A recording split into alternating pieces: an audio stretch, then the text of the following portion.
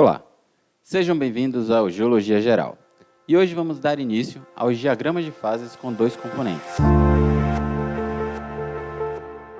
Conforme discutimos nos vídeos anteriores sobre diagrama de fases, vamos seguir um padrão crescente na quantidade de componentes desses diagramas.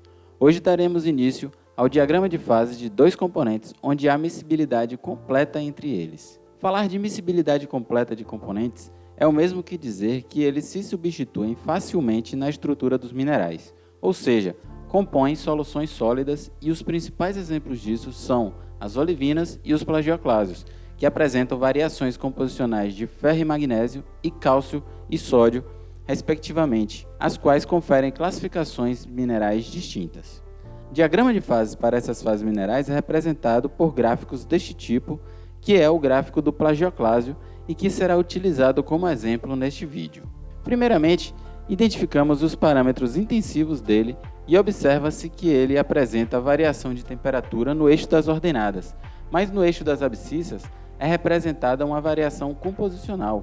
Isso é porque este diagrama foi estudado a pressão constante e desta forma ela não varia e não é considerada um dos parâmetros intensivos. Com isso, a regra de fases para este diagrama é F igual a C menos φ mais 1. E sabendo que se trata de um diagrama de dois componentes, a regra final é F igual a 3 menos φ. O eixo das abscissas representa a variação gradual da substituição de sódio e cálcio na estrutura do plagioclásio, onde em cada extremo temos 100% de um ou do outro. Dessa forma, a graduação pode ser de 0 a 100 da esquerda para a direita e vice-versa. Apenas exige atenção para saber quem é o 100% que você está utilizando nessa graduação.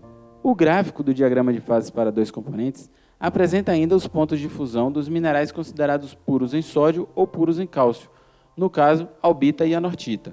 E temos uma área onde a faixa de temperatura faz com que esses componentes se encontrem na fase líquida, que é o magma, e uma área onde esses componentes se encontram na fase sólida, rocha ou mineral. Isso significa que nessas duas áreas temos a regra de fases igual a 2, dando total liberdade para a variação dos parâmetros sem que haja mudança de fases. Para o eixo horizontal, é como se fosse possível que fatores externos aumentem a quantidade de cálcio ou de sódio no sistema, que mesmo assim não haveria mudança na quantidade de fases.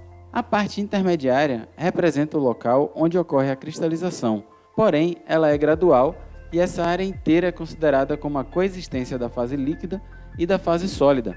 Dessa forma, a regra de fases nessa região equivale a F igual a 1. Isso quer dizer que qualquer variação de um parâmetro é condicionada à variação do outro, ou seja, com a diminuição da temperatura, haverá mudanças nas composições das fases líquidas e sólidas envolvidas. Basicamente, veremos que um magma qualquer começa a cristalizar ao entrar nessa área e após cruzar ela, teremos a cristalização total e formação da rocha. A linha que separa a região onde existe apenas a fase líquida dessa onde inicia-se a cristalização é chamada de líquidos, e a linha que separa a região de cristalização da área totalmente sólida é chamada de sólidos. Dada essa introdução, podemos simular uma cristalização de um magma em equilíbrio, ou seja, que não passa pela cristalização fracionada. A uma temperatura elevada, podemos pegar qualquer composição inicial, digamos que comecemos com uma composição de 52% de anortita.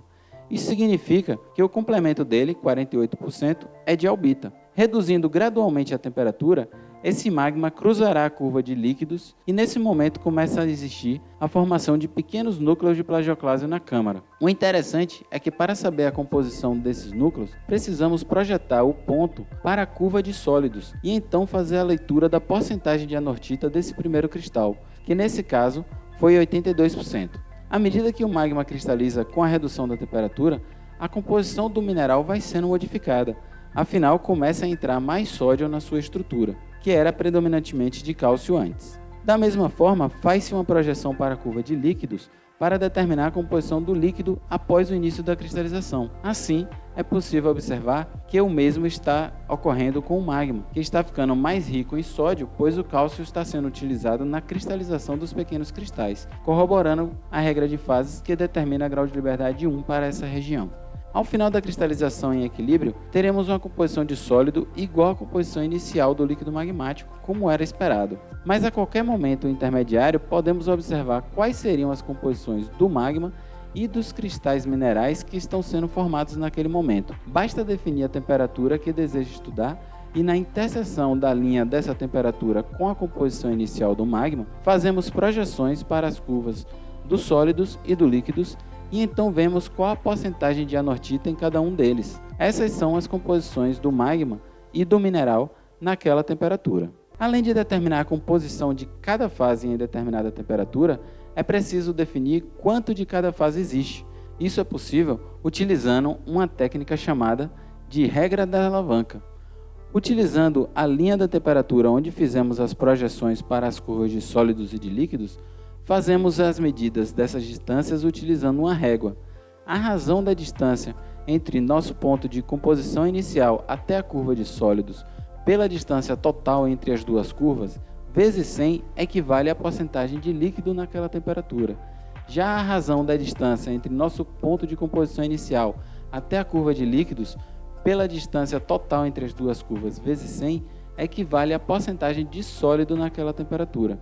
Com isso, podemos a qualquer temperatura descobrir quanto de cada fase existe e qual sua composição, claro que sempre utilizando uma composição inicial como base. No nosso próximo vídeo dessa série de diagramas de fases, vamos discutir como seria a cristalização fracionada pensada através desse diagrama e também uma fusão parcial. Obrigado por assistir e até a próxima.